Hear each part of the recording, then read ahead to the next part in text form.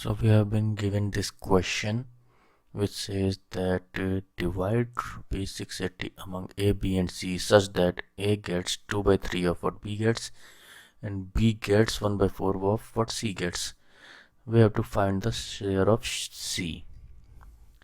So from the equation we can see that the total amount that A, B, C together got is rupees 680. So we can write it as A plus B plus C is equals to 680. Okay, and here it is given that A has 2 by 3 of B, that is A is equals to 2 by 3 of B or into B, and similarly B has 1 by 4 of C. B is equals to 1 by 4 of C.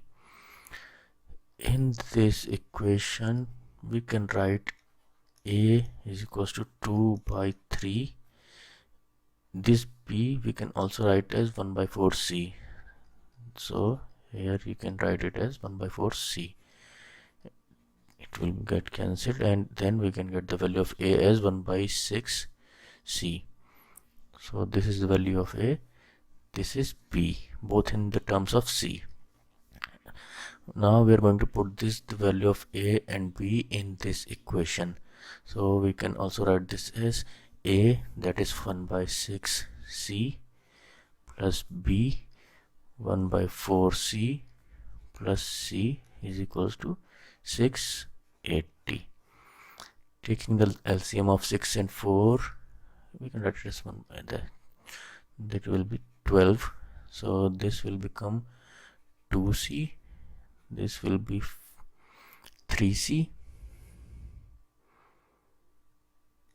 and this is 12C.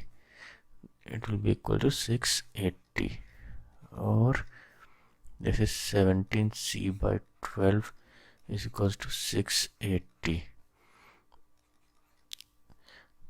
This will go there and this 17 will come here.